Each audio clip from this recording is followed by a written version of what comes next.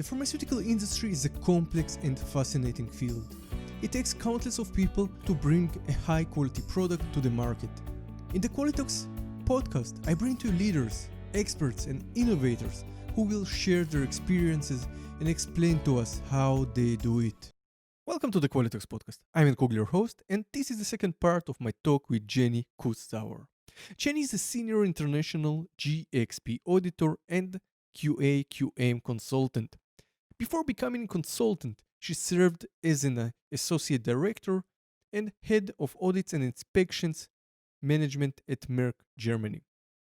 In today's session, we will dive into the world of auditing. Jenny will share with us what makes being an auditor great and give precious tips for junior auditors. We will also get into the full auditing process and in this session cover the preparation phase. So let's begin. Each company probably has a bit of different procedures, maybe more than a bit. So I've seen that many companies establish procedures and they don't easily change them, and they're quite different from each other. And I don't say that one is more efficient from the other, but you really need to dive in and to understand how things work. And I think it's one of the stuff that auditors have to do. They have to come to audit. So I'm talking about external audits. So you need to come to new companies and you need really quickly in 1 or 2 days really understand the processes in the company and to grasp them. And it's an art. Yes, it is indeed. Yeah, exactly. Yeah, becoming an auditor, that is probably one of the most challenging things, but it's also one of the most interesting things because you get better with experience, and each audit is different. And even when you think you've seen it all, don't, because each audit is different, and there is a learning curve with everything that you do, even with all those years of experience that you have. But probably the auditing jobs is one that gets better with time, like a lot of things anyway. But yeah, you cannot start from scratch and just say, okay, I will do my first audit next week. That is not going to happen. So it's not going to work out. So do you need to... You have to build up experience with every audit that you do. Yeah. So what do you like most about audits? That they're so diverse, actually, because as I said, each audit is different, and it gets even more exciting when you audit abroad. For example, where did you audit in exotic places or mostly Europe? No, all over the place, all over the world. Okay, what's the most different environment? It was interesting. Oh, many. So if you don't have NDIs signed, right, maybe you can share some. It's probably China, I would say, because China, India, a lot of Arabian countries, for example, African countries even. So where they have different standards and they're not following GMP, for example, or GCP or GVP or whatever. So that is the most challenging part, when you come with your standards that you expect to have implemented and they say, no, that's nothing that we need to do because it's not in our national regulations. Then it's starting to get funny. So they don't. So if they sell to USA, Europe, they must comply. But probably it happens when they want to start shipping their products to those countries, and then the auditors arrive and they find that the company is years behind. So would you say that then those countries, Africa and some countries in Asia, are still behind the GMP standards that are current in Europe and USA? Yeah, not in general. There are companies that are already following those standards and they have implemented that, or they're on the verge of doing that or becoming better. But yeah, in general, they're a bit behind the standards. Yeah, you can say that. So there's still a lot of things that need to be done. Also in terms of local regulations, which is strongly regulated all over Europe and even the US, Japan, for example. So those countries have very high standards already. And you just need to be careful when you choose your suppliers from those countries, what you can expect in terms of quality and in terms of GMP implementation or not. Usually, before you enter any agreement with any company, with any supplier, it is quite normal for us Europeans at least, and the Americans also, to have a qualification audit done before you enter into agreement with them. It's the job also of the company, the drug manufacturer, to choose the right suppliers, as you said. And we must aware that most of the products, as the raw materials, they sometimes are not manufactured under GMP. So you must also choose the suppliers that work with other pharma companies and that are aware, because maybe those specific companies don't care about marketing to pharma companies. They have enough business with other technical products, other companies that manufacture technical products, so they don't need it to be on high standards, and it's just a waste of time and money, and they don't care about losing contracts.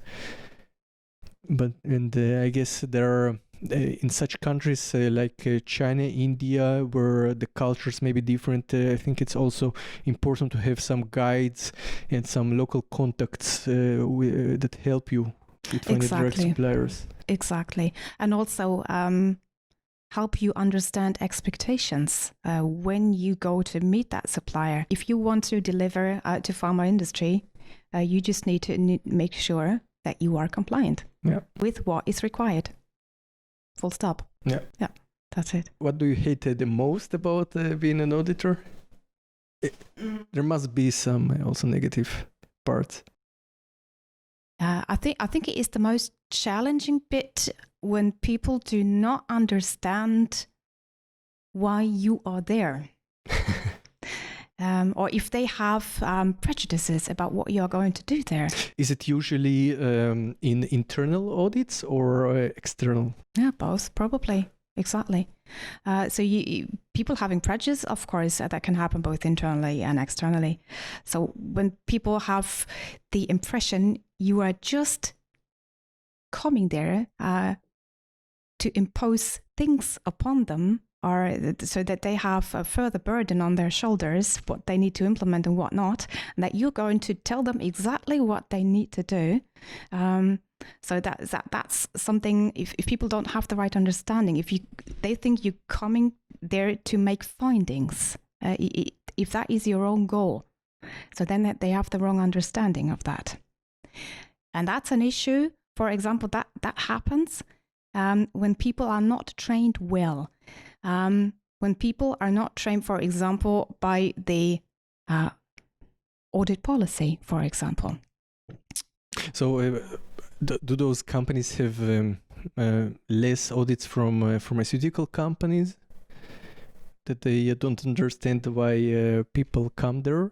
Why the auditors may want to make sure that the quality of the product before buying or regularly, or they just prejudice because they're afraid of findings and they're just angry because usually when there is an audit there is extra work because people usually tend to prepare well before audits?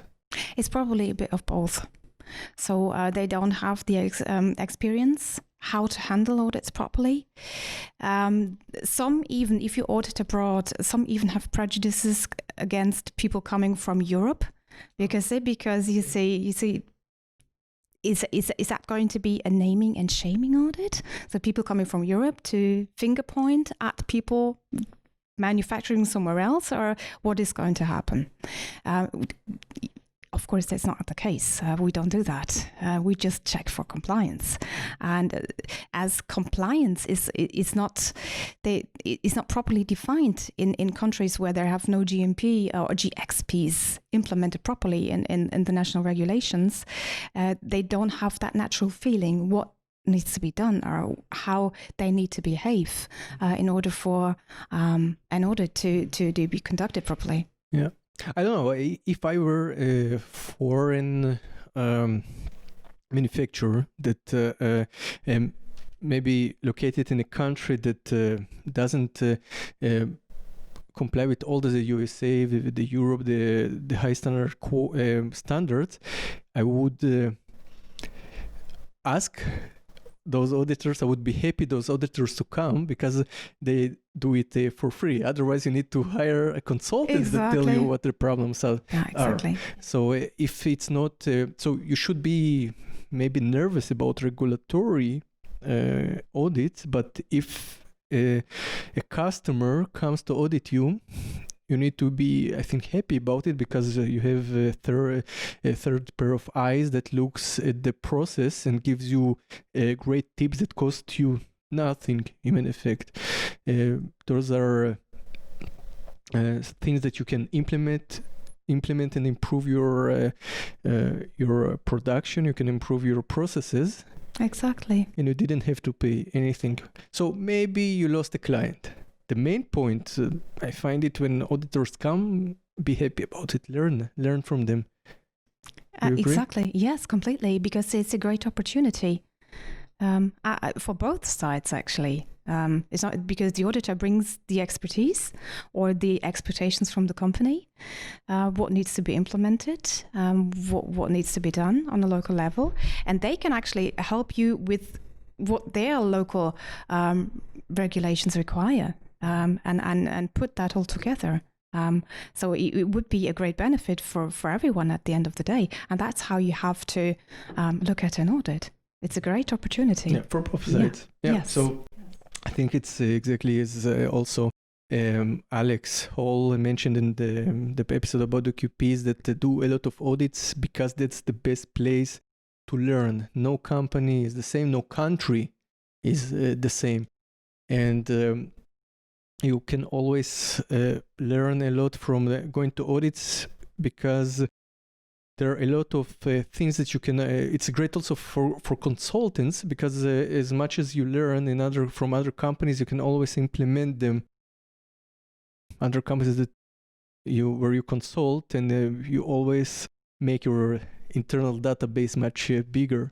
Exactly. Right. Yeah. So I think Correct. It's the best thing about audits, the learning part, and seeing new things, new processes, learning from people with different cultures, how they do it. And I bet that people in China and India and Japan and so on can do some things much better in some areas because they have other cultures that require some other excellency. For example, or they use other technologies, or they use other processes, and so on and so forth. There is a learning curve for every party involved, definitely. And nations can learn from each other, of course. That's the beauty of things. Yeah. So how do you deal with such behaviors where people are negative and they don't want to play ball? Yeah, of course, that happens, of course. But I think it all starts with the opening meeting, because in the opening meeting, you can absolutely clarify why you are there, what you are going to do, and how you are going to do that. So it is that you're not coming there to make findings, to impose things upon them, but of course, you're checking for compliance. You're having a look at the contract, you're having a look at specifications, for example, and all the rest of that. And you just have a look. You're interested to learn and how things are dealt with at that specific site. And if there is room for improvement, you're going to let them know. So you just treat them with kindness. Mm-hmm. So, and that's commonly how they understand it, and give them room enough so that they can express what they are doing. And don't give them the feeling immediately what they're doing is completely wrong. Just give them maybe a tip. in which direction to go. And give them the feeling at the end of the day, your auditees, that whatever needs to be implemented on their end might be their own idea. Mm-hmm. That's the magic, I guess, to put the thoughts in somebody else's head. Yes, exactly. Yeah, and you achieve that through those discussions that you have with them. Okay, so I guess then the most important is then the opening and the closure. And usually all audits reports start with, I want to thank you for the pleasurable audit and the time. Have you ever not started an audit report with those sentences? I commonly do that at the end of the report, saying it was a very pleasant atmosphere. Interviewees or auditees were open to questions, and documentation was provided quickly, and the like. Yes, of course you do that. And you did so many audits, and you always write it. So my question is: is it always pleasantry to write it, or sometimes say, okay, they didn't deserve it, they don't deserve? If really they don't deserve it, I don't put it in. Mm-hmm. So that's the end of the story, full stop. Yeah. If it wasn't a pleasant audit, I will not write it. I will say, of course, the documentation was provided, but there is still a lot of room for improvement. And you see, there's only partly compliant with what actually is required. For example, no, I don't put it there if it's not really good. Necessary. No, I won't do that. No. Yeah. Because sometimes I find it quite cheap. if it wasn't that good, I think it's also good to let the other party know that they should work on their communication. Yeah, for example, but you do that. The best place to do that is A, during the audit, and B, during the closeout meeting. Mm-hmm. Yeah, exactly. You will not put an extra comment in the report. I won't. No, at least I won't do that. Yeah, because the report should be objective. It shouldn't be like my idea, my thought is it should be only the important parts. But if the audit wasn't really pleasant, I think it should be communicated. Yes, it should be communicated directly, and it should be communicated to senior management also, senior management of both parties, so that they know, okay, the atmosphere was a bit gloomy, or the atmosphere was not good. I had the impression it was due to fact A, B, and C. Yeah, exactly. I would not put it in the audit report, though. Yeah. So what's the most important parts of the audit? Would you say it's preparation? The preparation is a very big part of that, of course, but the conduct, the actual conduct of the audit and the interviews, that is as important as the preparation itself. So let's maybe do a little simulation. Let's go step by step, and maybe you can give some tips for each step. So we have an audit. What are the stages? So first of all, do you know the scope of the audit? Are you going to do a supplier qualification audit? Are you doing an internal GMP audit? Are you looking at your supply chain? You have to know what is the scope of the audit and how many people will your audit team comprise of. So that is A. Then B, once you know what is actually the scope of the audit, you will know immediately what your references are. So is it GMP? Is it GDP? Is it ISO? And then the work starts. So first of all, know your standards. So know your GMP content. Are you doing a full GMP system checkup, or just a part of that? Are you looking at a small part of the manufacturing plant, for example? Or are you doing qualification and validation part? Or are you looking at process validation or something like? Once you know that, go into the specifics. So know your processes. If you can, ask for a process diagram, for example. So which points out immediately what are the most quality critical parts within the process flow chart. That's what it's called. Yeah, exactly. Once you've got that, it is also recommendable to have a checklist in place, specifically for beginners. Because that makes sense. How do you create your own checklist if there's not one that you can use off the shelf, for example? You can use those off the shelf. That's not an issue. But you have to align them with the process of the company that you audit. Because I find it good point, because usually if you don't have your scope set, and then you just take some checklist from the shelf and you get like 100 questions and 70% are not applicable, and then you need to scroll through them, and it doesn't help. So it's all about the preparation. Just use checklist, but find the right one. Exactly. And even you can create your own checklists, even if you don't want to use those from the shelf. So you just have a look at what actually does the company give me. Do I have SOPs? Do I have specifications? Do I have contracts in place? All of those can be used to define your checklist. So what do I want to achieve with that audit? You need to be clear about that.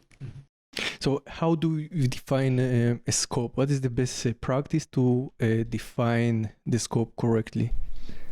So you have an audit program, and your audit program actually predefines what audits need to be done in a fiscal year, for example. So that you have plant A that need to be audited. Are they GMP manufacturing? Yes or no? So, okay, that immediately sets the scope. You know your standard is GMP. Am I looking at the whole plant itself, or just one product? Or am I looking at one or the whole system, or one part of the system? And that is commonly predefined by the QA department, or the ones that set up the audit program, including the planning.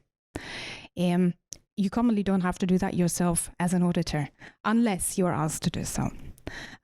Commonly, the scope is set by QA because they want a specific outcome of that audit, or they want to see a specific part being audited within that manufacturing site, for example, or within the department, or within that organization whatsoever. So if you're auditing a supplier, it is usually crystal clear. You're auditing them for qualification or re-qualification. That is completely clear. So if you are not clear about your scope, you need to go back to your audit, your QA department, and just check with them, what do they want to achieve with that audit? Or will they leave that totally up to you as a lead auditor to define the scope, which would be a bit unusual. But yeah, usually they have a clear understanding what they want to see or what needs to be audited. Mm-hmm. So let's say go a bit deeper. How do you know what needs to be audited? Well, first of all, have a look, has that department been audited at all? If you do an internal audit, for example, have they been previously audited? And if so, what was the outcome? So first of all, you would check then for the kappa measurements, so what had been implemented and what not. Yeah, have they, for example, you would also check how many complaints had they received? Had they received any complaints at all for the products that they produce? How many deviations? How many kappas are open change controls? All of that would actually define the need for an audit.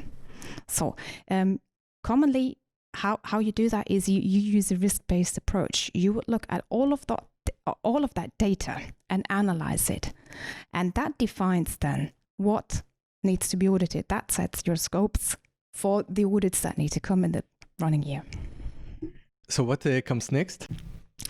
So next is, actually, it doesn't really matter which way round you do it. You can do the audit agenda before the checklist or the checklist before the audit agenda. It doesn't really matter. The audit agenda then gives you a clear hint what you want to see during the audit. What do you want to see? Do you want to have a tour of facilities? Whom do you want to speak to during the audit? Do you want to have an opening meeting, closing meeting, all of that? What documentation would you like to look at after the tour of facilities?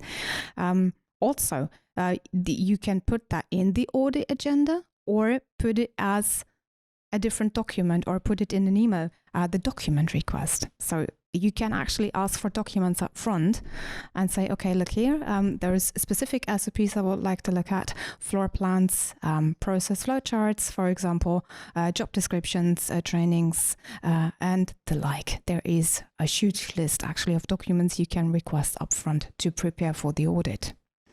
So once you've done that, the audit agenda is then being sent to the auditee, and then they start preparing. Commonly, they get back with questions, or they start maybe discussing the definite audit date with you, if you haven't done that before, or if you, I was assuming we have already set the audit date, so we don't go that path. So once all of that is clear, you clarify with them what is necessary. Do you need specific closing during the tour facility, for example, if you go into the plant? Do you need any? Do you need to have any safety instructions, for example, and the like? So who is responsible in the manufacturing side? On the manufacturing side, who can you actually expect to see during the tour facilities, for example, and who will show you and guide you through the documentation? Will QA be present during the audit? And all of those questions can be clarified up front. Or you can also specify in your audit agenda that you would like to talk to representatives of the manufacturing side, of QA, of supply chain, of, whatever you would like to see. You specify all of that in your audit agenda. And you also put in your audit agenda, how long do you want to last the audit to last? Do you want to conduct half-day audit, one-day audit, two-day audit, whatever? You need to be clear, and you need to let the auditee know that you're planning to do so. Up until now, that was the preparation for the audit. Correct. What would you say are the biggest mistakes that companies or departments, auditors do when they prepare for the audit? A, not gathering enough information about the auditee, and B, not knowing the standards. You don't have to know everything. So even if you think, I don't know that area very well that I need to audit, you can also bring your experts, internal or external experts that can help you with the specific topic that you're auditing. However, you need to generally prepare what is the general expectation for that area, for that specific area that you're looking at. What documentation would you necessarily need to see and check? Which people do you need? You need to be crystal clear, and you need to align with your team. Who is responsible for what? So that it is entirely clear. Your audit team lead is actually guiding through the whole audit process. It can also go and then delegate specific tasks, but it needs to be clear that it's okay for him to do so. And also, definitely collect as much information as you can up front. Definitely. And know what you're going to look at. So if you're coming to the site and you don't even know what products they're producing, well, okay, that shouldn't happen, but yeah. Definitely collect as much information as you can. Know your standards. Have your checklist ready if you need one.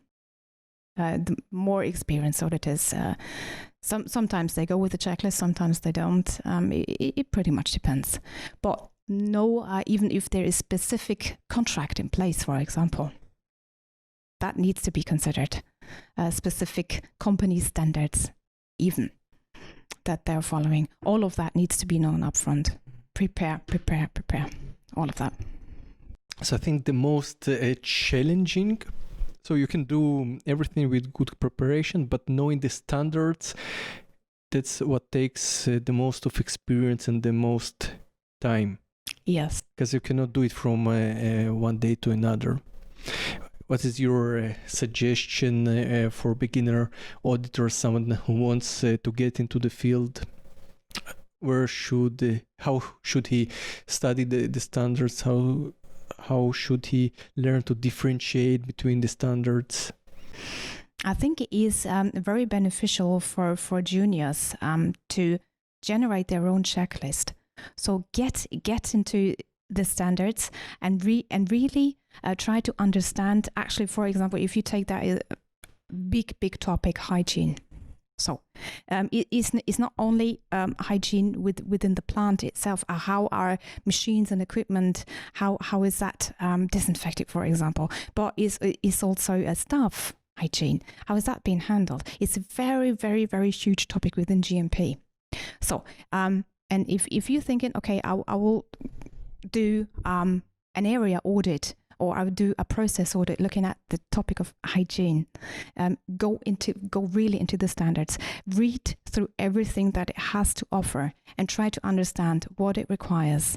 So, and build your own checklist from that. It is a lot of work, I know that, but this is how you get to know this, what actually the standards require, what they want. And then you go to the plant, you have your checklist prepared, and then you check what is actually being implemented. While you browse through that. But that is actually the only way, because GMP is massive. So there is, and you cannot know everything from one day to the other, as you said. And it helps starting with little processes. So not GMP as a whole, because that would be too much to ask for. Start with small processes. If accompany as many audits as you can as a junior. Go with those that have the experience, if you have the opportunity to do so.